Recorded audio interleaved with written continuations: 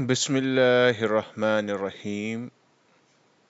آسان نحو، حصہ اول، دوسرا سبق۔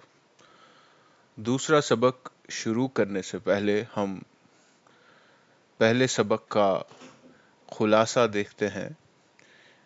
پہلے سبق میں ہم نے دیکھا ہے کہ علم نحو وہ علم ہے جس سے کلمات کو جوڑنے کا طریقہ معلوم ہو اور ہر کلمہ کے آخری حرف کا اعراب معلوم ہو۔ یعنی جیسے حاذا ایک کلمہ ہے اور کتاب دوسرا کلمہ ہے۔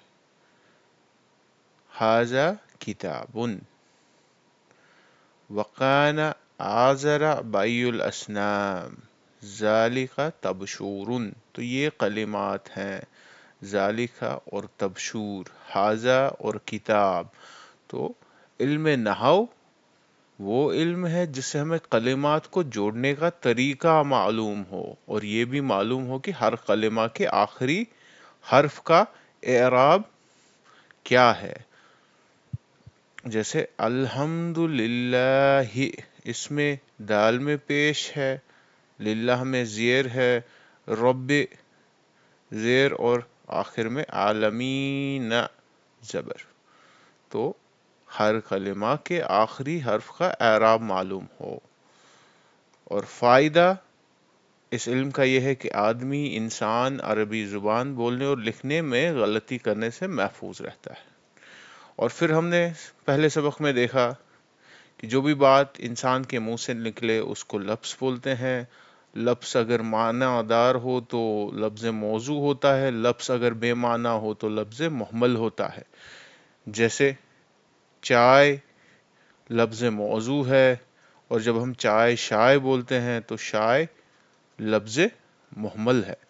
اب یہ جو لفظ موضوع ہے یعنی معنی دار لفظ جو ہے، یا تو وہ مفرد ہوگا یا مرکب ہوگا۔ مفرد وہ معنی دار لفظ ہے جو ایک پر دلالت کرے، مفرد وہ معنی دار لفظ ہے جو ایک پر دلالت کرے، یعنی یہ اکیلا لفظ ہوتا ہے اور ایک معنی بتاتا ہے۔ اور مرکب اکیلا نہیں ہوتا، یہ کمبینیشن آف مفردات یعنی بہت سارے دو یا دو سے زیادہ مفردات سے مل کے بنتا ہے۔ اس کے بعد ہم نے دیکھا کہ جو مفرد ہے، مفرد کو کلمہ بھی کہتے ہیں، اور ہم نے دیکھا کہ کلمہ کی 3 قسمیں ہیں: اسم، فعل اور حرف۔ اسم اپنے معنی خود بتاتا ہے اور اس میں کوئی زمانہ نہیں پایا جاتا۔ فعل اپنا معنی خود بتاتا ہے اور اس میں 3 زمانوں میں سے ایک زمانہ پایا جاتا ہے۔ اور حرف دوسرے کلمہ کو ملائے بغیر معنی سمجھ میں، حرف وہ ہے کہ جسے دوسرے کلمہ کو ملائے بغیر معنی سمجھ میں نہ آئے، یعنی وہ کلمہ ہے جس کا معنی دوسرے کلمہ کو ملائے بغیر سمجھ میں نہ آئے، جیسے من، فی، الا، علی۔ اور جب تک ان حرفوں کے ساتھ کوئی اسم یا فعل نہ ملایا جائے تو کچھ فائدہ حاصل نہ ہوگا۔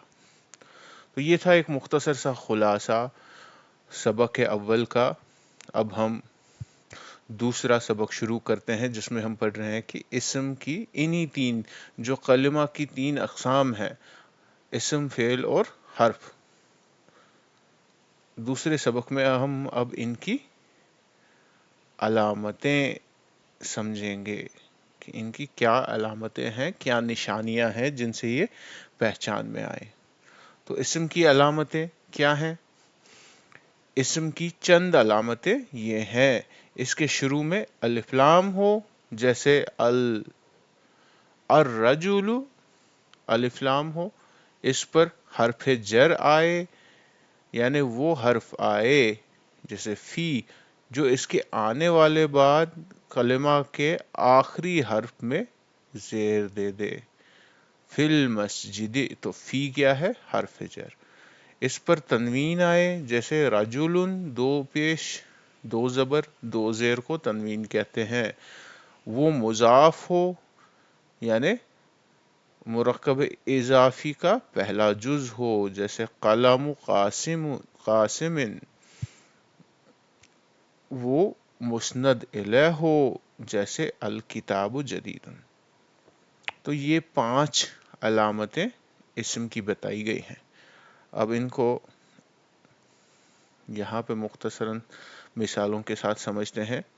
پہلی علامت شروع میں الف لام ہو، الکتاب، القریۃ، البیت، الحمد، الشباق، النافذۃ. اس پر حرف جر آئے، وہ حرف آئے جو اس کے آخری حرف کو زیر دے دے، جیسے لام ہے للہ، فی المسجد، من حرف جر ہے، یہ اس کے آخری حرف کو جر یا زیر دے دیتا ہے. بحجارتی، تو با ہے یہاں پہ، یہ حرف جر کتنے ہیں؟ 17 ہیں. ان کو ہم آنے والے اسباق میں کور کریں گے انشاءاللہ. تیسری علامت اسم کی ہے کہ اس پر تنوین آئے، دو زبر دو پیش دو زیر کو تنوین کہتے ہیں. اور اسم کی ڈیفالٹ تنوین کیا ہوتی ہے؟ پیش ہوتی ہے. ڈیفالٹ یعنی بائی ڈیفالٹ، جب تک کہ اس پہ حرف جر نہ آئے یا کوئی اور ایسا عامل نہ آئے جس کی وجہ سے اس کی ڈیفالٹ سائن جو ہے یا ڈیفالٹ اس کے اعراب جو ہے وہ چینج نہ ہو جائے. چوتھی علامت وہ مضاف ہو، جیسا کہ میں نے ابھی بولا کہ مرکب اضافی کا پہلا جز مضاف ہے. جیسے کتاب اللہ، تو کتاب مضاف ہے. کون سی کتاب؟ اللہ کی. بیت اللہ، کون سا گھر؟ اللہ کا. رسول اللہ، اللہ کا رسول.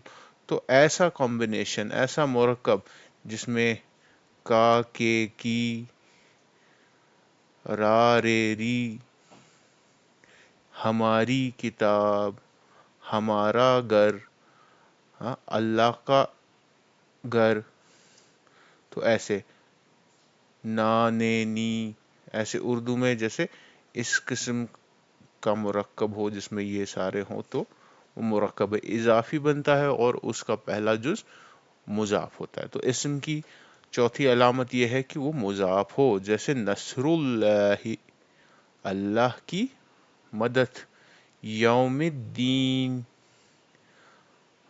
آخرت کا دن، ملک الناس، لوگوں کا بادشاہ، رب العالمین، عالمین کا رب. اور 5ویں علامت اسم کی ہے کہ وہ مسند الیہ ہو. الکتاب جدید، البیت صغیر، جاء زید. اب دیکھیے مسند معلومات کو مسند کہتے ہیں، اور جس کے بارے میں معلومات دی جائے اس کو مسند الیہ بولتے ہیں. اب دیکھیے کس کے بارے میں یہاں معلومات دی جا رہی ہیں؟ کتاب کے بارے میں. اب جس کے بارے میں معلومات دی جائے اس کو مسند الیہ کہتے ہیں. تو الکتاب کیا ہے؟ مسند الیہ. اور جو معلومات دی جا رہی ہیں کہ کتاب نئی ہے تو یہ مسند ہے. معلومات کو مسند کہتے ہیں، اور جس کے بارے میں معلومات دی جائے اس کو مسند الیہ کہتے ہیں. اور جو مسند الیہ ہے یہ جملے میں مبتدا ہوتا ہے. تو یہ تھی اسم کی 5 علامات.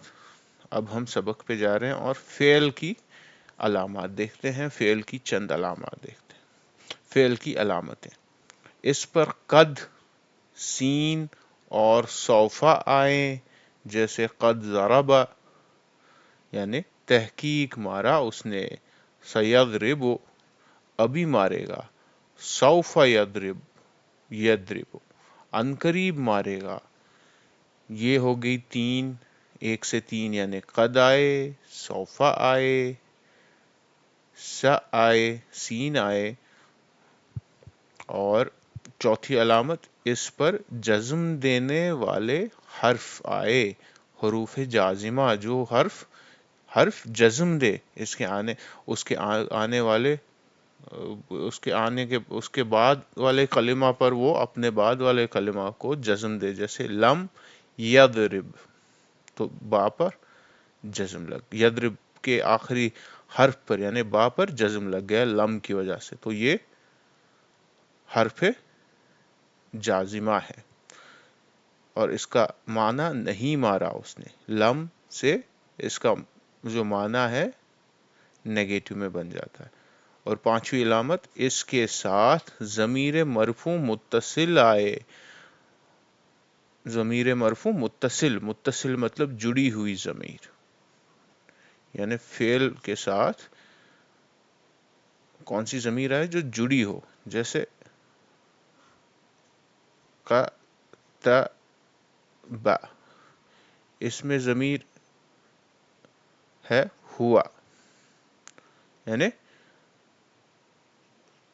لکھا اس ایک مرد نے، قتبو اس میں واو الف ضمیر ہے، یعنی لکھا ان سب مردوں نے، تو یہ ضمیر جو ہے اس میں جڑی ہوئی متصل اٹیچڈ ضمیر آئے، تو یہ بھی فعل کی ایک علامت ہے۔ آئیے اس کو سمری میں دیکھتے ہیں اجمالاً مثالوں کے ساتھ۔ پہلی علامت فعل کی کہ اس پر قد آئے، قد قامت الصلاۃ، قد افلح من زکاہا وقد خاب من دساہا۔ اس پر سین آئے، سیقول السفہاء، اس پر سوف آئے، سوف تعلمون وَلَسَوْفَ يُؤْتِيكَ فَسَوْفَ يُبْصِرُونَ۔ اور چوتھی علامت اس پر جزم دینے والے حرف آئے، جیسے لما ہے، لم ہے، جیسے لم یلد ولم یولد، ما لم یعلم، تو یہ سارے حروف جوازم ہے، جوازمہ ہے، جزم دینے والے حروف ہے۔ اور پانچویں علامت اس کے ساتھ ضمیر مرفوع متصل آئے، جیسے اذا حسد لا اعبد ما تعبدون، اس میں بھی ضمیر متصل ہے، مرفوع متصل ہے، اس میں بھی ہے اور اس میں بھی ہے، یعنی جڑی ہوئی اٹیچڈ پروناؤن ہے اس میں۔ اور جو مرفوع ہے، مرفوع مطلب جملہ اسمیہ میں مبتدا بنے گی اور جملہ فعلیہ میں فاعل، اس میں سبجیکٹ بنے گا اور اس میں وربل سینٹنس میں ڈوئر۔ اب ہم آگے دیکھتے ہیں حرف کی علامت۔ یہ تو ہو گئی اسم کی علامتیں اور فعل کی علامتیں۔ اب حرف کی علامات دیکھتے ہیں۔ حرف کی علامت، حرف کی علامت یہ ہے کہ اس میں اسم اور فعل کی علامتیں نہ پائی جائیں، یعنی this is based on exclusion. Exclusion کیا ہوتا ہے کہ حرف کی علامتیں یہ ہیں کہ اس میں اسم اور فعل کی علامات نہ ہو۔ اب اسم کی، اب ہم دوسرا پارٹ، یہ تو ہو گئے علامات کا first part of this lesson یہاں تک۔ The second part of this lesson deals with اسم کی تین قسمیں ہیں، جامد، مصدر اور مشتق۔ جامد وہ اسم ہے جو نہ خود کسی سے بنا ہو نہ کوئی اور کلمہ اس سے بنے، جیسے رجل فرس۔ مصدر وہ اسم ہے جو خود تو کسی سے نہ بنا ہو مگر اس سے دوسرے الفاظ بنے ہوں، جیسے نصر سے نصارا، نصرو، اور ضرب سے ضربا، ضربو، ضربتو، ضربتما، تو ایسے اور سارے الفاظ بنتے ہیں۔ اور اس کے بعد مشتق وہ اسم ہے جو مصدر سے بنا ہو، یعنی اس سے نکلا ہو۔ یہ پانچ ہیں، اس میں فاعل، اس میں مفعول، اس میں اعلی، اس میں ظرف، اس میں تبذیل، جیسے عالم، معلوم، مفتاح، مسجد اور اکبر۔ اکبر اس میں تبذیل ہے، مسجد اس میں ظرف ہے، مفتاح اس میں اعلیٰ ہے، معلوم اس میں مفعول ہے، عالم اس میں فاعل ہے۔ اب ہم اسی چیز کو ایک چارٹ کے ذریعے سے سمجھتے ہیں۔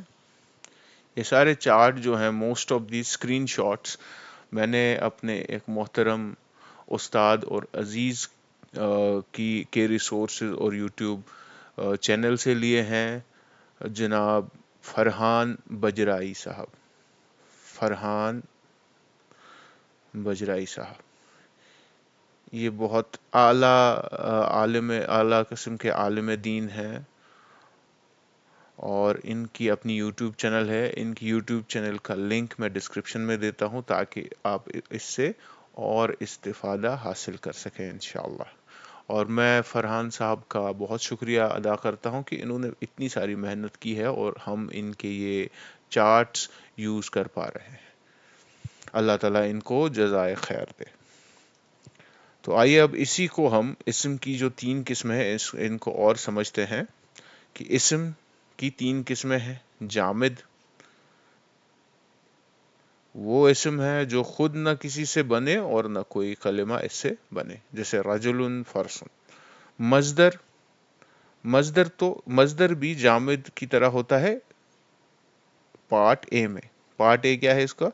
جامد وہ اسم ہے جو خود نہ کسی سے بنے، مصدر بھی وہ اسم ہے جو خود نہ کسی سے بنے۔ اب جامد میں پارٹ بی میں ہے کہ نہ اس سے کوئی کلمہ بنے، اور مصدر میں پارٹ بھی ہے کہ لیکن دوسرے الفاظ اس سے بنتے ہوں۔